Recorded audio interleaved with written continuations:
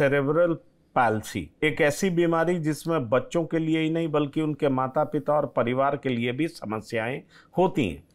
इन बच्चों के लिए भविष्य में क्या इलाज और सुधार की संभावना हो सकती है, क्योंकि सेरिब्रल पैल्सी भी बहुत कॉमनली सुना जाता है। आखिरकार ये किस तरह की बीमारी है?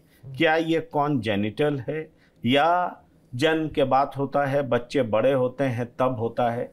और ये बीमारी होती है तो इसके सिम्टम्स क्या होते हैं, कैसे इसको पहचाना जाए, ताकि हम अपने दर्शकों को बता सकें और वो अवेयर हो सकें, जान सकें और फौरन आप जैसे डॉक्टर को कंसल्ट कर सकें। बिल्कुल। सेरेब्रल पाल्सी का इंसिडेंस पे पिछले कुछ सालों में बढ़ा है। वजह क्या है उसकी? प्रॉब्लम बिकॉज सेरेब्रल पाल्सी होती क्या, पहले मैं आपको वो बताऊंगा। सेरेब्रल पाल्सी जैसे नाम कह रहा है, डिलीवरी के समय या शुरू के कुछ हफ्तों में बच्चे के ब्रेन को, सेरेब्रम को, ब्रेन को किसी वजह से कुछ चोट पहुंची। चोट मीन्स कुछ इंसल्ट हुई, एंड यूजुअली वो होती है इंसल्ट के बच्चे के ब्रेन को ऑक्सीजन नहीं मिलती है। नॉर्मली बच्चा पैदा होते ही रोता है, right.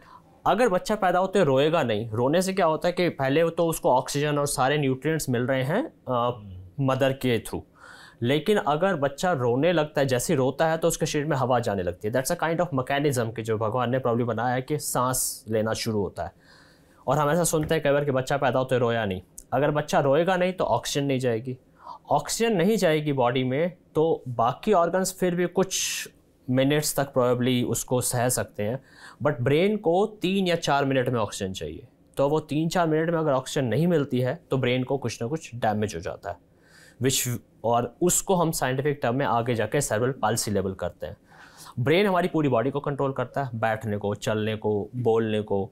So depending upon brain के किस हिस्से को डैमेज हुआ उसके अकॉर्डिंगली बच्चे के सिम्टम आते हैं। कोई बोल नहीं पाता है बच्चा ठीक से, कोई सुनने में दिक्कत आती है, किसी की IQ अफेक्ट हो जाती है। तो सेरेब्रल पाल्सी का स्पेक्ट्रम काफ़ी बड़ा है, सिम्टम्स बहुत सारे हो सकते हैं, अलग अलग बच्चे में अलग। सेरेब्रल पाल्सी नाम एक है पर हर बच्चा उसमें अलग होगा। बोलना, सुनना या फिर इंटेलिजेंस काफ़ी बच्चों में बिल्कुल नॉर्मल भी होता है, काफ़ी बच्चों में अफेक्टेड होता है। लेकिन मांसपेशियों की बीमारियां जो हैं, मांसपेशियां टाइट होती हैं और कुछ मांसपेशियां कमज़ोर भी होती हैं, वो ऑलमोस्ट सेरेब्रल पाल्सी के हर बच्चे में होता है। ओके, और वो as a paediatric orthopaedic surgeon मेरा काम उससे डील करना है। तो अब जब मांसपेशियां टाइट हैं तो बच्चे के लिए चलना, बैठना सब मुश्किल होता है, और बस उसका सॉल्यूशन, उसके कॉन्सिक्वेंटली उसके जो माइलस्टोन्स हैं, नॉर्मली एक बच्चा गर्दन 3 महीने पर संभालता है, 6 महीने पर बैठने लगता है, 1 साल के आसपास चलने लगता है। तो सेरेब्रल पाल्सी के बच्चे में मोस्ट ऑफ द टाइम ये सारे माइलस्टोन्स डिले हो जाते हैं। ओके, और that is the most common presenting symptom. Parents को ये दिखाई देने लगेगा कि 3 महीने हो गए बच्चे ने गर्दन नहीं संभाली, 3 से 6 महीने तक नहीं संभाली, तो दैन इट इज़ अब नॉर्मल। तो अगर पेरेंट्स को कभी भी ऐसा लगे कि पैदा होने के बाद बच्चे के माइलस्टोन्स डिले चल रहे हैं, 6 महीने तक उसने गर्दन नहीं संभाली है, या 1 साल तक 9 महीने 10 महीने तक 1 साल तक बैठना नहीं शुरू किया, तो that's a kind of pointer. ये एक इशारा है कि प्रॉब्ली बच्चे को कुछ न, और भी कई सारी बीमारियां जिनमें ऐसा होता है, बट सेरेब्रल पाल्सी उनमें से काफ़ी कॉमन है। तो फिर वही better to consult your paediatrician, even बच्चों के डॉक्टर, क्योंकि वो तो हर जगह अवेलेबल होते हैं, और अ पीडियाट्रिक ऑर्थोपेडिक सर्जन।